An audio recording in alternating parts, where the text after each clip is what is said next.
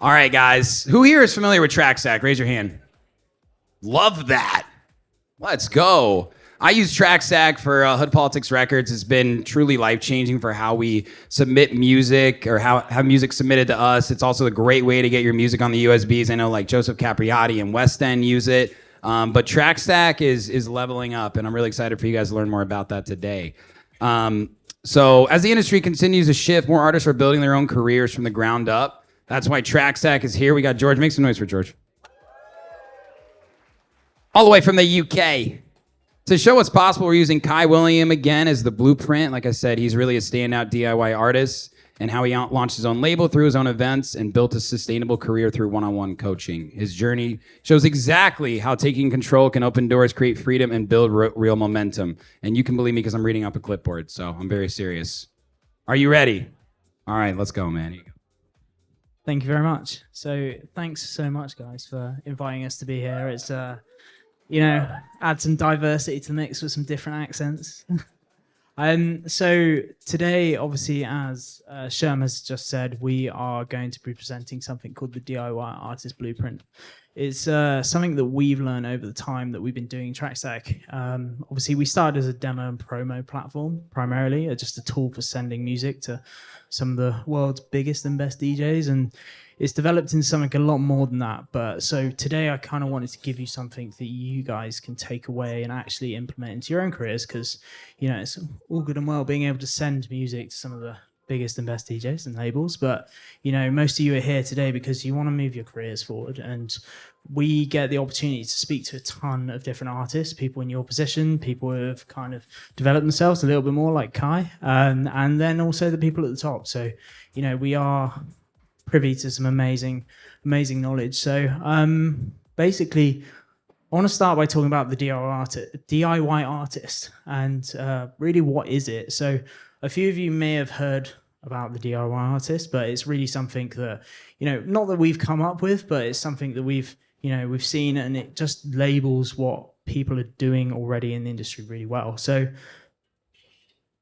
DIY artist, it's got a pretty standard definition, and it basically talks about an artist who is independently managing every major aspect of their creative and professional career. So producing music, branding, releasing, promoting and performing without relying heavily on traditional industry structures such as labels, managers and promoters. So there's a few things to focus on here. Firstly is the creative and professional career.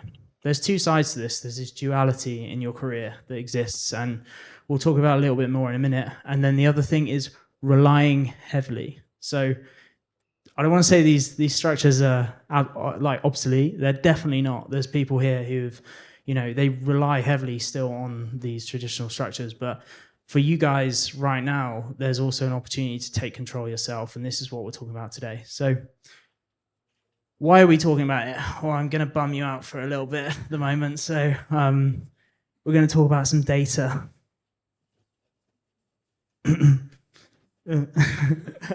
So you may not be able to see this, but that's absolutely fine. I'm just going to run through it very quickly. But this is just some data on the current state of streaming and how you guys are currently trying to make money.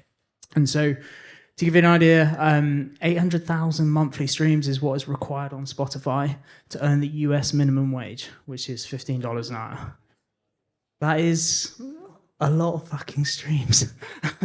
And unfortunately, that money that is going to Spotify every month isn't going into your pockets. $29.6 billion is the size of the music market in 2024. So that's all artists, not just electronic music artists, but only 11% of musicians are living solely from their music.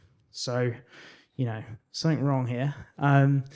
If you look at the median annual income of artists, it's about somewhere between $1,000 and $1,400 annually, which is below the minimum wage in any country. So even the poorest places on earth, you wouldn't be able to afford to live. And this is a pretty big one. 99.4% of artists earning less than $10,000 per year from streaming. So, it's not, if you're looking at that to be your main income source, then it's probably not going to get you very far. And then finally, about the economics is, 77% share of all recorded music is going to the top 1% of artists. So Taylor Swift, Kanye West, Bad Bunny, all of these guys, they're making a pretty penny, but everyone else is not. And then finally, I think this is actually the most important stat. 73% of independent musicians reporting anxieties / depression due to financial instability. That's a massive, massive problem. Like, if you're not able to provide for yourself financially whilst doing something you're trying to commit your life to, then, you know, why are you doing it? That's a horrible, horrible stat. So why is that? Well, the old model. This is a model that has worked for a long time, and unfortunately, there is some disconnect here. Once upon a time, 10 years ago, 15 years ago, you used to be able to, you'd make a track, you'd send it out, you'd get it signed. And then if you got it signed to one of these decent labels, maybe if you got it signed to a Hot Creations or Armada, you'd probably go and tour for the next 6 months. You'd get a season in Ibiza, you'd be able to, you'd ride that wave of that success in that moment, which unfortunately doesn't work like that now. And the bookings don't translate. I'm sure there's people here have got signed to some of their dream labels, and you get after it and nothing happens. Like, there's no transition into bookings, there's no transition into actually making money. And that's not the promoter's fault, it's not the label's fault. They're dealing with the same realities as everyone in this room. They're dealing with the increased costs, the shortened time span of what a track goes through when it gets signed. Like, once upon a time, you'd hear stuff like Track of the Summer, where something would get signed and it would be played for the rest of the summer, and that would really make someone's career. But now maybe you get a week, and that's just a symptom of the shortened time span that everyone's going through with people's attention. And unfortunately, if you're relying on this model, then people putting it down to luck. They're saying, well, why am I not blowing up when this guy is? Or why is this person getting the success when we're going through the same process? And to be honest, it's about breaking out of that, and that's what I want to talk about a little bit today. So yeah, why is it important? So this is something we believe and we've seen, and this is about building a sustainable career is the key to unlocking your creativity. And so what that means is, if you guys are focusing on how you pay your rent, how you pay your bills, you're not being able to spend the time to focus on your creative journey. And this is really important, because your creative journey is the thing that actually gets you to where you want to be as an artist. Like, that's the thing why everyone in this room is here, is because you have a passion for the music, you have a passion for the art form. And if you're worrying about all of these things that prevent you from doing that, then you can't really move forward. And so I want to talk about the core pillars of your career. And this is something we see across everyone. And you guys are probably doing one of these things really well, which is the artistry. You're focusing on making the music. You're focusing on the side of which you should be. Like, this is the thing that genuinely develops you. Like, depending on where you are in your career, you might be doing this for 10 years, you might be doing this for 5 years, but your art form is the core of your career. Don't let anyone tell you otherwise. But there is this other side, which is your expertise. And this is just the time you put in, the experience you've got from over the last 5, 10 years, however long you've been doing it. You guys have been building up expertise. You know how to do stuff that other people don't. And that's important, because those two things act together. And I kind of want to talk about what they are and what they mean. And so you'll see on the left here, the things that are artistry, they're the things you know very well, the creating of the music, sitting on Ableton and actually figuring out how you make the tunes and creating the things that people love about you as artists. But also performing live, recording mixes, and also discovering music. Your art as a DJ, it's something that's unique to you. It's like a fingerprint. The music you like and put out there is something that's, it is art, and that's, you should be focusing on that. Don't take away from that. But the other side is your expertise, and actually what you have been growing this whole time by focusing on the left-hand side. You are building up the ability to do stuff on the right, which is, teaching and giving feedback. A load of you have just had some feedback from some of these guys today. The reason they're able to do that is because they have expertise. They've been doing this for a long time. But this comes in other forms, mixing and mastering, obviously, and then creating digital assets. You think about the amount of sample packs and plugins and templates you guys buy. Like, that is someone who's sat down and taken the time to create it because they know how to. That's expertise. But then also some of the other stuff, organizing events, it's an incredibly difficult skill. We've heard about the economics of it here today. That's something that takes a lifetime to master, but if you figure out how to do it, that is a piece of expertise that you can take into your career. And then finally, running a label, it's a bit of both, to be honest. You're selecting tunes, there's an art to that, which is important, but also how a label operates and runs, that's a form of expertise. But the DIY model is less about the old model, which I presented earlier, but also how you can take that into your own hands. So throwing your own parties, self-releasing tracks, and then diving into some of these other things, such as making educational content and selling and creating sample packs and plugins and things like this. So how do you actually do it? Because, it's all good talking about it and all these things, but, what we want to figure out is how we actually do it. And we've come up with this term. It's very corporate, I know, but it's important, and it describes exactly what many of these guys on the panels have been talking about today, which is professional relationship management. And the reason it's important is because there's a really, really key distinction that I want you guys to take away is there's a difference between the type of fans that you are attracting. And if we look at the two types of fans, you have your music fans. They're the people who stream your music. They're the people who come to your shows. They'll buy tickets. They'll buy merch. They're the people who, if you look at the biggest artists in the world, they have tons of them. And they're great. But in the beginning of your career, they're not the people who you should be focusing on. You should be focusing on the other side, the professional fans. And the distinction is these are the people who buy your music. They're the ones that actually go onto Beatport and put it in their baskets and check out.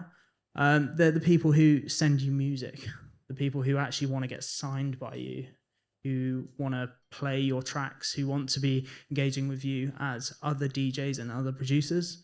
They'll also buy your services, buy your sample packs, and join your community. And why that's important, because all of you guys here, you are professional fans of someone else. And you should be focusing on these people because in the beginning, your first 100 professional fans, they're the people who are going to help you build a sustainable career.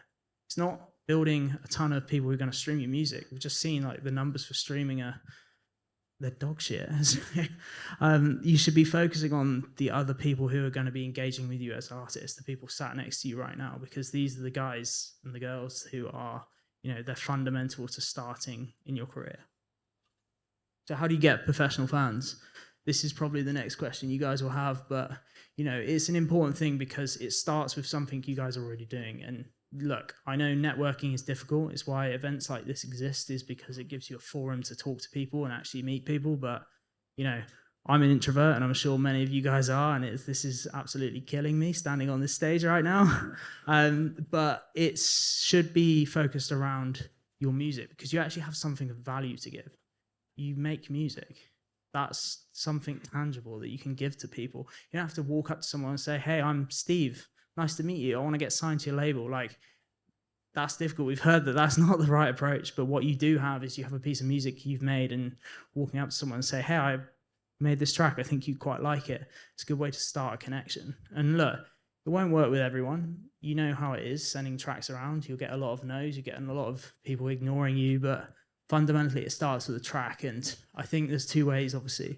There's sending tracks, which, you shouldn't just be focused on the biggest DJs and the biggest labels. They'll listen to your track and they'll probably download it if they like it, but the people around you and the people who are your peers, the people who are on the same stage of their journey, they're the people who are going to give you time, and they're the people you can actually connect with on a personal level. So, following up with people who play, download, and support your tracks, if there are other DJs like you who are, and other artists like you who are in the position where they have time, they'll give you that time as well if you've sent them a track. And, Jamie Jones might not be able to jump on a call with you, but there's a lot of people in this room who you could send a track to and they'd be willing to spend 30 minutes with you. And that's important because these are the people who are going to actually, start to build your professional network in the early stages of your career. And then also being open to receiving music from everyone is important. So whether it's on email, whether it's on social media, or even obviously I would sell this, but using TrackStack, it's just a way of actually showing people you give them the time, even if it's 5 minutes to listen to a track, give them a piece of feedback. It shows that you actually care. And obviously supporting music in your sets and recording mixes, and then, you know, giving feedback is a really important thing, because every person you do that to, like Kai said, like, you know, is someone that you're willing to help without them asking. And that's important. Think about how important it is when someone actually listens to your music and gives you the time to just say, here's what I thought of it. Like, it's incredibly important. And those intangibles in the very beginning of your career are the ones that build the most connections. So once you've built your list, because, you know, it does take some time to build a list, but once you start doing this and you do it for a number of months, you will start to build a contact list. You'll build a list of emails that you own. They're not followers on Instagram, but that's okay, because, you know, every contact you build, whether it's a phone number, whether it's an email, they're things that you can actually take into, like, selling things, which, you know, it sounds scary. It's not the sexiest thing to talk about money, but it is important, because this is the thing that's actually going to pay your rent. And so, yeah, now we're going to shine a spotlight on this guy called Kai William. I don't know if you've heard of him. So the reason we like to talk about Kai, he's a bit of a poster boy for what I think the DIY artist is because, you know, why, well, obviously, you know, he's a DJ, he's a producer, he has an event brand and a label called Anhira, which will obviously is important. But when Kai started using TrackStack and he started receiving demos, he was the first person that actually said, hey guys, can I export this contact list? And we were like, what? Why? And he was like, well, I sell one-to-one lessons and I teach other people how to make music. And when I send it out to this list, it sells out for the next 3-4 months. And we're like, oh, okay, that's really interesting. Why is that important? It was like, well, you know, that actually pays my rent, that pays my bills. That's actually me selling my expertise, because, you know, that's genuine security. That is something you can take to your mum and dad. You can say, I'm moving out of home. I'm going to actually build a life that I can sustain through my music expertise. I don't have to worry about working a 9-to-5 job. And so when we heard that, we kind of listened a little bit more, and what that has allowed Kai to do, which is, you know, it's actually moved him forward in his career, because he's able to invest in his assets. He's able to invest in his label. He's able to invest in his event brand. But then also, what people don't really talk about is calculated risks. So many of you are working full-time jobs at the moment, 9-to-5s, and you're doing your music in the evenings. A calculated risk right now can be being like, I'm going to go full-time on this. You know, if you go and tell your parents that and they're like, well, what's your plan? You need a plan. And this is a plan. If you say to them like, well, actually, you know, I've got booked in one-to-one lessons with people 6 days a week, 5 days a week, and it's paying me this much, and this is going to pay my rent, like, they're like, okay, yeah, cool. That is a good plan. But if you don't have a plan, then it becomes a very big risk. And taking these calculated risks is really important to going back to actually your creativity. What we see with a lot of people who manage to go full-time in the music is not that necessarily make a ton more money, but they're able to survive so they can focus longer on their art, their artistry, making music.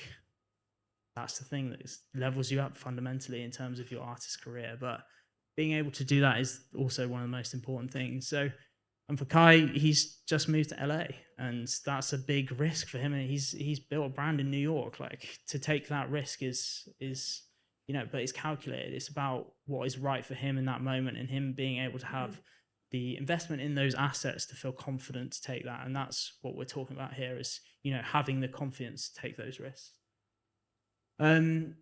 Another guy who I like to talk about is Brad Brunner. He's a DJ and producer based in Romania. And Brad's got an interesting story because, you know, he's been teaching for quite a while, but he's been doing production lessons in the evenings and weekends whilst working full time. And but not enough to really sustain him as to quit his job. And so he actually started using one of our new products, TrackStack Studio, to build his community and scale that into educational video content. And he'd never done this before. He'd never made an educational video before. And to be quite honest with you, the first videos he made were not that great. Like, they weren't super polished, but this was in January this year. So, you know, 10, 11 months. And he's gone from, you know, having no one to 60 people, paying him a monthly subscription, either through having a one-to-one lesson and then some feedback or access just to his content. And it's allowed him to quit his job.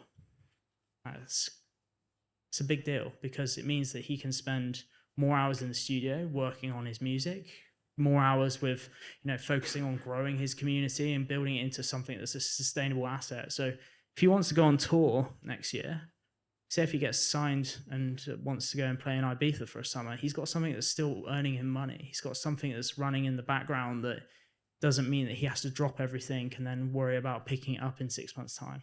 And that is really important because he's actually got something where he's invested, and it gives him that ability to take those calculated risks. And that's, someone doing this for the first time, a lot of people in your position where they're thinking about maybe quitting a job and figuring out what's next.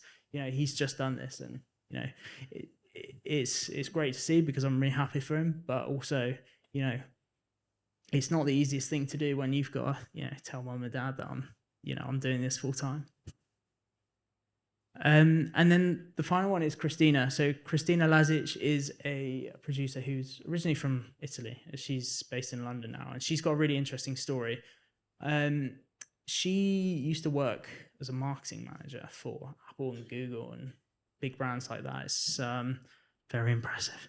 But the reason why she's interesting is because she's recently set up a community and coaching course, which is focused on branding and marketing, and specifically for artists and DJs. And what she represents is someone who's taken her previous life into her DJ career and saying like, okay, I have this expertise in marketing and branding, and I'm going to take it to something which helps me build some sustainability in my life now. And she's got a young daughter at home. She's providing not just for herself, but for someone, her child. And she's managed to turn that into professional expertise that has allowed her to have some sustainability. And she's been exploring a lot of her sound right now. She's been signed on labels like Bedrock, John Digweed's label, but then also Solid Groups. Very, very different sonically, but it's allowed her to have that experimentation and figure out what is her route that she wants to go, whilst also having this asset that she can fall back on and this expertise. And so, you guys should be thinking about the things you're doing now in your 9 to 5s and thinking like, how does that translate over to my edge? What's that thing that makes me unique, and not just being able to do one-to-one production lessons and stuff like this. Like, you've all got things that are unique to you that you can be bringing over. So that's kind of where I'm going to end things, because I think it's a lot of information, and I'm sure you guys will have some questions, but I really want you to just take away that the people you should be focusing on are, the other people like yourself in this stage of your career, and taking forward that professional fan mentality, and looking at the people where, where you're spending money, where are the sample packs you're buying, who's making those, looking at the educational content. I know a lot of you are probably using stuff like Sympho or Kick and Bass and some of those big production communities, but then you'll go into the coaching and you'll look at those people who you're sitting down with in a studio, and just because you're buying it right now, it doesn't mean that you can't sit down and do it yourself to other people, because there's always people who are just starting their journey. There's people who are a year in, 2 years in, and you've maybe got 4 or 5 years experience. That translates, and you should be thinking about that now, because that's the thing that's going to set you up to do stuff like Kai's doing. It's going to set you up to be able to take those creative risks, but then also be able to really decide on what you want to do with your sound and your artistry. Thank you.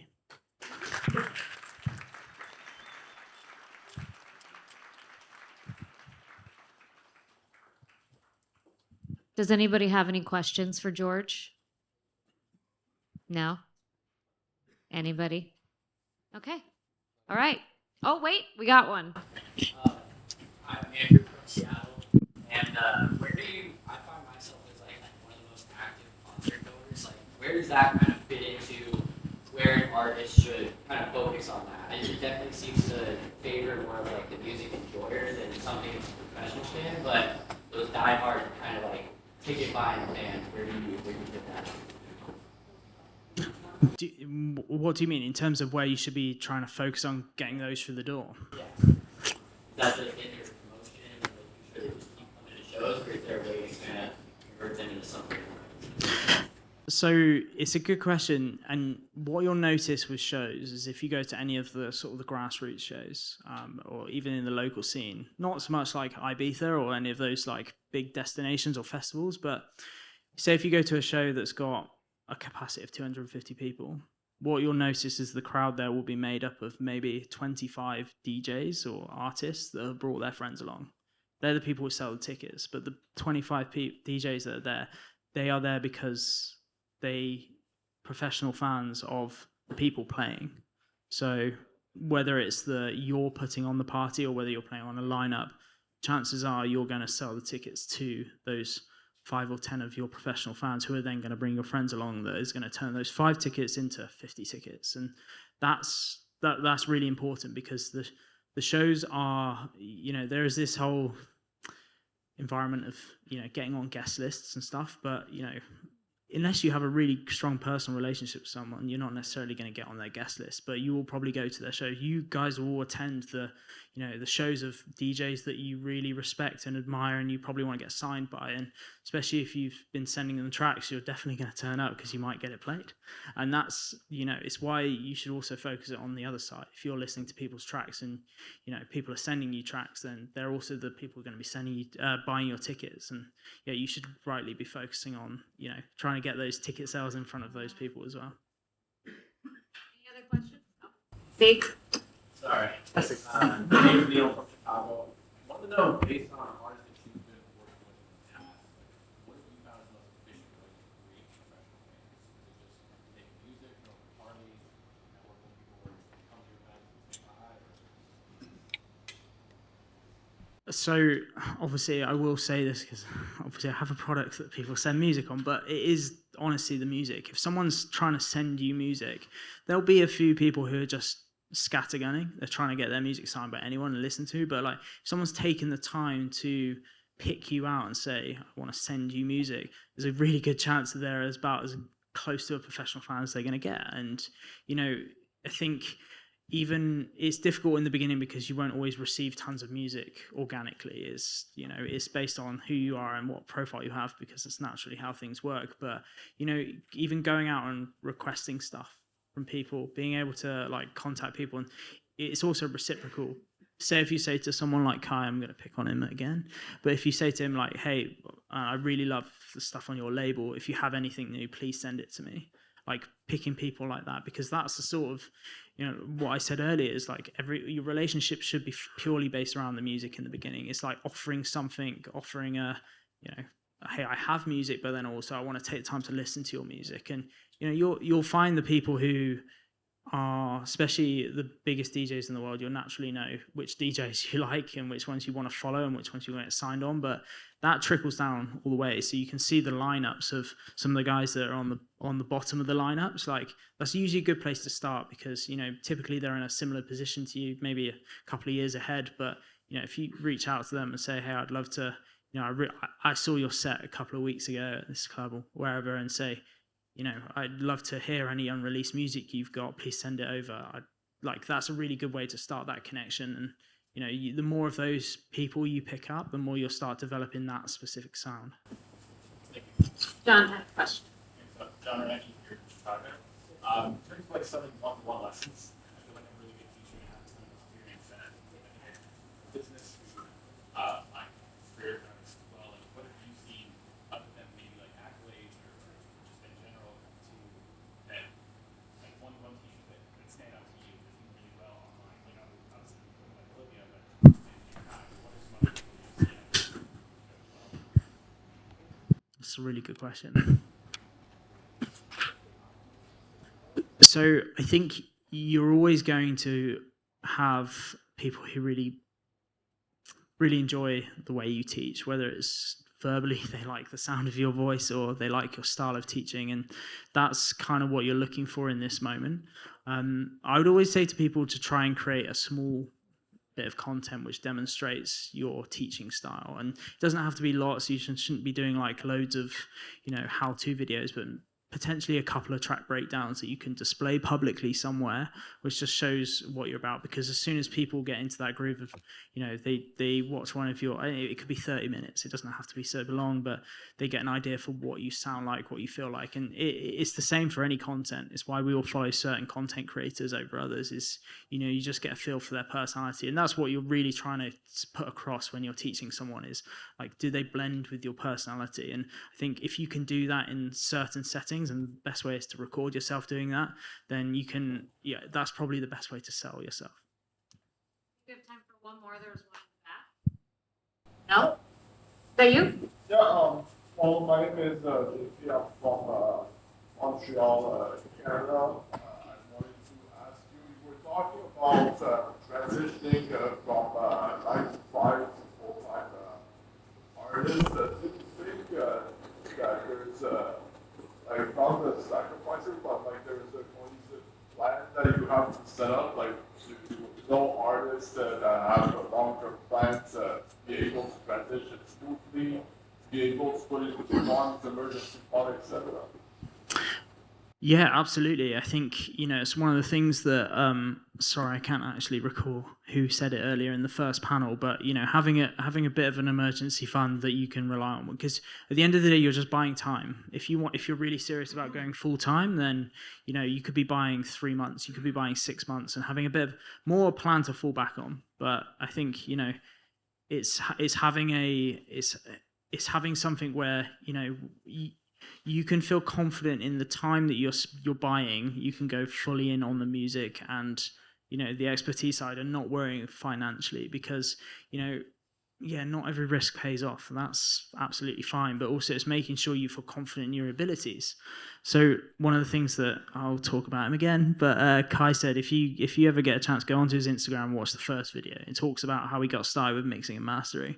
And why it's important is because he gave away his mixing and mastering for free in the beginning, just to people he knew, and all he asked for was a recommendation to other people. If you are not really sure about where your expertise is, give it away for free to begin with. If people like it, they'll come back. If they come back, people will pay for it. If you get to that stage and you say, like, okay, I know I'm doing it, whether it's mixing, mastering, whether it's one-to-one coaching, whether it's just track sheet, whatever it is, then that you have a product that's valuable enough to sell. That's a viable business idea. Like, fundamentally, you guys are going to be entrepreneurs. Like, that's what a business is if you have something to sell. And if you're in the position, like you say, you're wanting to take that risk, if you've got 3 months saved up or 6 months saved up, and you have a product to sell, then it's just about selling it. And that's the position you really want to be in before you say, I'm going to take that risk. We'll have to hold that question. George, can you get with him? Absolutely. I'll be around for the rest of the evening if anyone wants to chat or whatever. So.